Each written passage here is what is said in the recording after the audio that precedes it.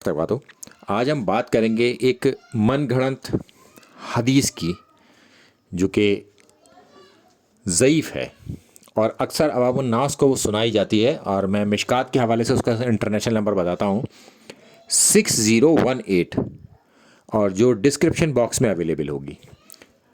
اس کا اسٹیٹس مشکات میں بھی ضعیف ہے۔ حدیث ہے کہ میرے صحابہ ستاروں کی مانند ہیں، ان میں سے جس کی بھی اتباع کر لو گے اور فلاح کو پہنچ جاؤ گے، یعنی کہ کامیاب ہو جاؤ گے۔ یہ اللہ کے رسول صلی اللہ علیہ وسلم کی طرف منسوب کی گئی ایک حدیث ہے، اور اس پر میں آپ کو 7 محدثین کا فہم دکھاؤں گا۔ امام احمد بن حنبل کہتے ہیں کہ یہ حدیث صحیح نہیں ہے۔ ابو زرع اس پر ایک تفصیلی گفتگو کرتے ہیں اور کہتے ہیں کہ یہ حدیث جو ہے اس کی کوئی اصل صحیح نہیں ہے۔ پھر اس کے بعد ابو بکرہ وہ کہتے ہیں کہ یہ حدیث منکر ہے۔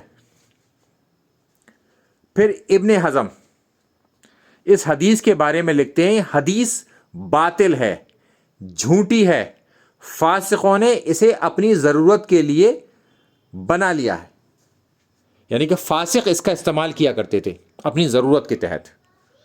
تو یہ کہیں نہ کہیں کسی فاسق کو یا فاسقوں کو مدد دیتی تھی، ان کے غلط عقائد کو ہیلپ دیتی تھی، یہ ان کے لیے مددگار تھی۔ پھر حنفیوں کے بھی امام، اکثر لوگ حناف کے اوپر الزام لگاتے ہیں کہ ان کی طرف سے یہ حدیث زیادہ سنائی جاتی ہے۔ بھائی جب ان کے اماموں نے ہی اس حدیث کے بارے میں کہہ دیا کہ یہ حدیث ضعیف ہے، غیر ثابت ہے، من گھڑنت ہے، اب عوام میں لوگ جاہل ہیں اور وہ اس حدیث کو صحیح قرار دینے کی کوشش کر رہے ہیں اور لوگوں میں پھیلا رہے ہیں، تاکہ اس حدیث سے لوگ جو ہے صحابہ کے بارے میں کچھ اور عقیدہ گھڑ رہے ہیں جو قرآن و سنت کے خلاف ہے۔ تو ان کے اماموں نے تو اسے رد کر دیا، اب جاہل عوام کے بارے میں کوئی کچھ نہیں کر سکتا۔ تو ہمیں جو موقف لینا ہے وہ ان کے امام کا لینا ہے، نہ ان کی جاہل عوام کا۔ اچھا، حافظ ابن حجر نے بھی اس حدیث کو جھوٹی اور من گھڑنت اور باطل قرار دیا ہے۔ اس کے بعد شیخ البانی نے اس حدیث کو ایک جگہ تو باطل اور دوسری جگہ من گھڑنت لکھا ہے، تو لہٰذا یہ حدیث ضعیف حدیث ہے اور عوام الناس میں یہ پھیلائی ہوئی ہے اور پھیلا دی گئی ہے، باوجود اس کے کہ اس کی اصل بھی صحیح نہیں ہے۔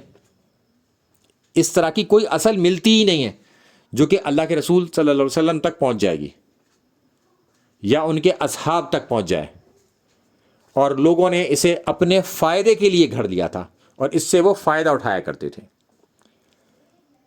السلام علیکم ورحمۃ اللہ وبرکاتہ۔